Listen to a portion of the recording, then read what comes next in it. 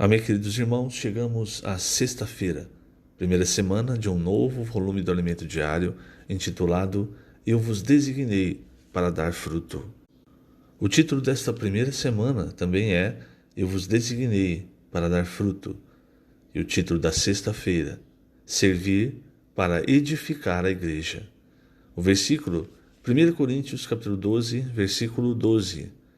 Porque assim como o corpo é um, e tem muitos membros, e todos os membros, sendo muitos, constituem um só corpo, assim também com respeito a Cristo. Senhor Jesus, obrigado, Senhor, obrigado por mais um dia.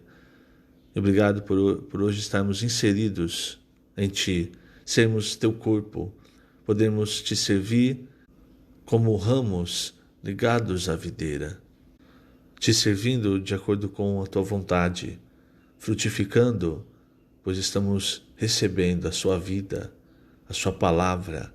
Obrigado, Senhor, obrigado por essa realidade, a realidade da vida da igreja.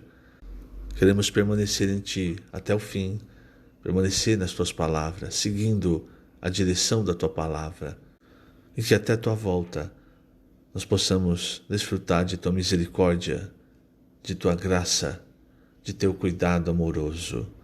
Obrigado, Senhor. Jesus é o nosso Senhor. Muito bem, queridos irmãos, então essa sexta-feira o título é Servir para edificar a igreja. Eu quero ler na página 17 o segundo e terceiro parágrafos. Os primeiros cristãos da igreja primitiva viviam baseados na palavra dos apóstolos. Os membros da igreja recebiam a vida e a natureza de Deus por meio da palavra que continha o seu amor. Em Atos, vemos como os irmãos da igreja viviam. Atos 2,42 diz, e perseveravam na doutrina dos apóstolos e na comunhão, no partir do pão e nas orações.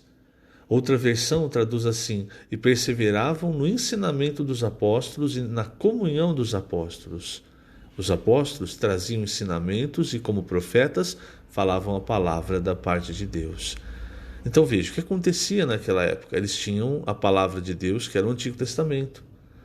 E os apóstolos, eles traziam, em cima da palavra do Antigo Testamento, dos ensinamentos do Senhor Jesus, então eles traziam a revelação dada por Deus e ensinavam a igreja, ensinavam a como andar no caminho de Deus. E aí você percebe que muitas coisas no Antigo Testamento eram sombras, figuras, as quais tinham a sua realidade em Cristo e na igreja. Então os apóstolos, irmãos, eles eram essas pessoas que Deus deu à igreja, os apóstolos e os profetas, para que a sua palavra ficasse clara, o caminho a seguir ficasse claro, nós não nos desviássemos nem para a esquerda, nem para a direita, perdidos em doutrinas que não são a realidade da palavra. Vou ler outro trecho do Alimento Diário, ainda página 17, último parágrafo. Na Bíblia, versão Restauração, há uma nota de rodapé que diz, quem ensina, profetiza segundo a palavra dos apóstolos. Quem ensina não tem liberdade de ensinar o que quiser, segundo o próprio conhecimento bíblico, mas deve ensinar segundo a direção que o Espírito já deu por meio dos apóstolos, conforme a palavra profética ministrada pelos apóstolos. O que exorta também deve usar a palavra profética. Profetizar traz o amor de Deus, e por essa razão Paulo diz, segui o amor e procurai com zelo os dons espirituais, mas principalmente que profetizeis. E por que, irmãos, isso? Às vezes a gente acha que ter liberdade é fazer o que a gente quiser. Então a gente pensa assim, bom, agora que eu estou livre, eu posso fazer o que eu quiser. Mas se você perceber, o que Paulo várias vezes fala? Ele fala que ele era um cativo de Cristo, não só no sentido literal, quando ele estava preso, mas principalmente porque ele não podia mais fazer a sua vontade. Quando ele quis fazer a sua vontade, ele tinha um zelo muito grande pelos seus irmãos judeus. Então, quando ele, na terceira viagem, resolveu que ele ia para Jerusalém, levantou as ofertas, ali Aquela região estava passando dificuldades, um tempo de escassez. Então ele levanta ofertas e vai até lá, no coração de Paulo, irmãos. Ele estava utilizando aquilo como pretexto para pregar o evangelho para os judeus, achando que ele, por toda a bagagem que ele tinha, pregando o evangelho, eles iriam então crer. Mas o que aconteceu? Quando ele chega lá, ele foi iludido, irmãos, pelo ambiente religioso que se instaurou em Jerusalém. Em Atos 21, então, ele chega e ele começa a contar para Tiago e para os presbíteros. Veja, irmãos, isso é importante. Aqui, veja só, quem deveria ter a autoridade, quem teve a autoridade original, Deus deu a autoridade original para os apóstolos. Mas aqui em Jerusalém 21, quem está liderando a igreja não são os apóstolos, é Tiago e outros presbíteros. E esses presbíteros não são os apóstolos. Então, em algum momento, irmãos, os apóstolos, eles deixam de ser, aqui em Jerusalém, as pessoas que estão dando a direção para a igreja. E quem passa a dar direção é os presbíteros. Aí você pensa assim, isso é o que a Bíblia mostra que é bom. Não, irmãos.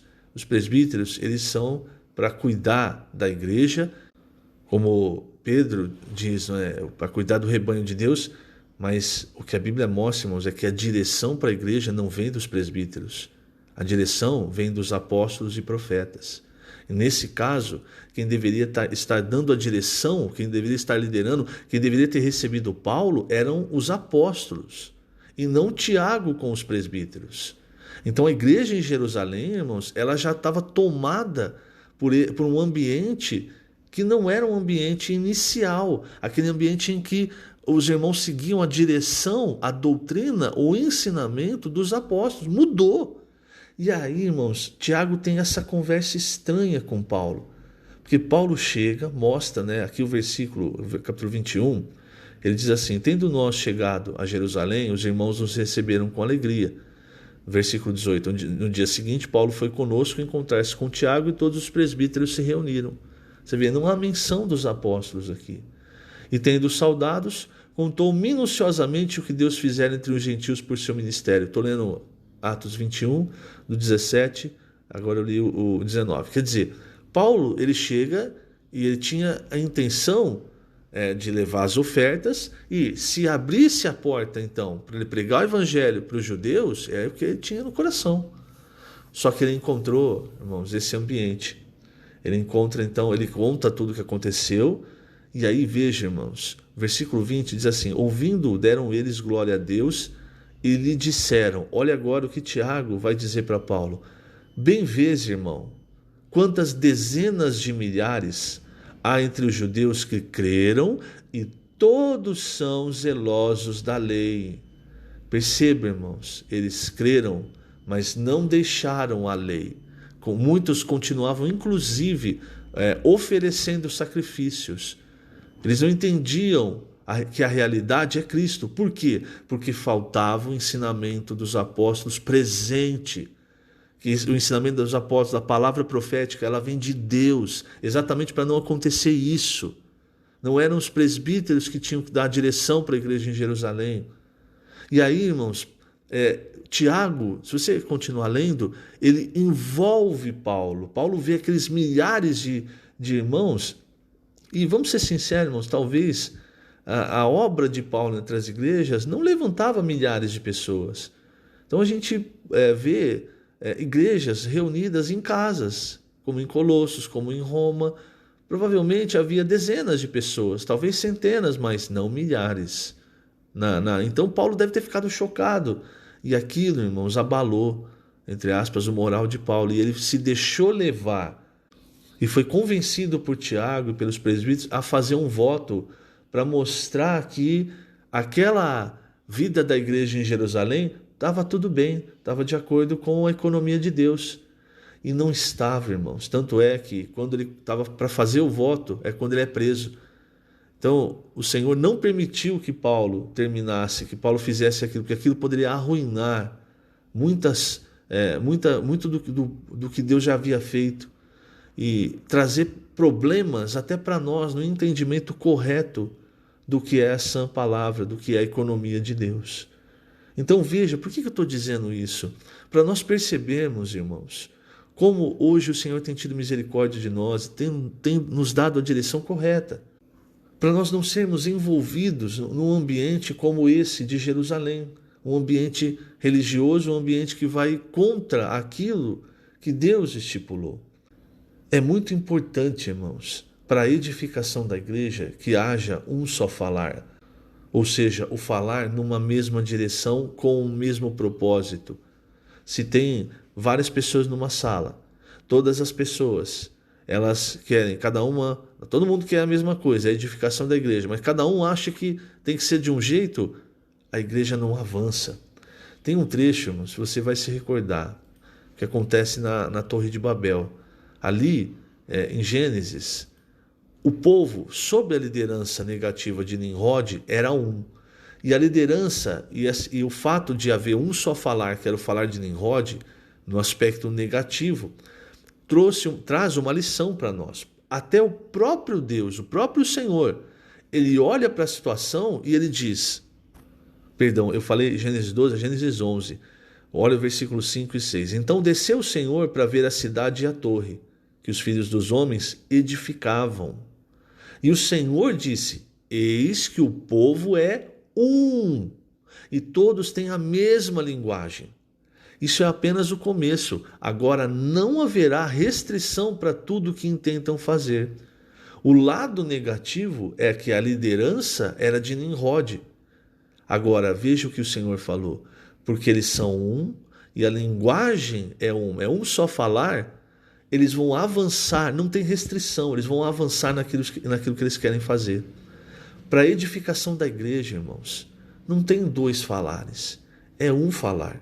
É o falar de Deus, e ele fala, como nós mostramos aqui, ele fala, até hoje, ainda escolhe apóstolos, profetas. Não dá para várias pessoas darem a direção, porque fica uma coisa confusa, por exemplo, como acontecia em 1 Coríntios. Aqui, o que o Senhor fez para resolver a situação? Ele simplesmente confundiu a linguagem, ninguém mais se entendia, foi cada um para o seu canto. Lá em Corinto, e isso o Senhor fez para quê? Para cessar a edificação.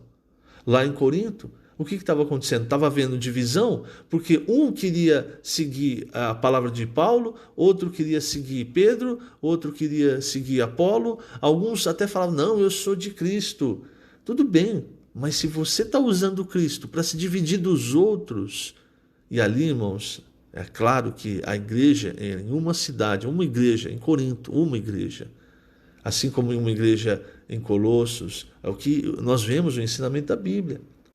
Então, o que Paulo foi e mostrou para eles? Mostrou para eles, irmãos, que eles deviam tomar o caminho da cruz. E a cruz, ela vai eliminando essas coisas. Por quê? Porque na cruz, a sua vontade, a minha vontade, o meu jeito, a minha opinião, elas morrem. Então, por isso é importante, irmãos, a palavra profética. E nós desfrutamos disso há dezenas de anos. Não começou agora. Talvez esse termo tenha sido apresentado para nós há pouco tempo.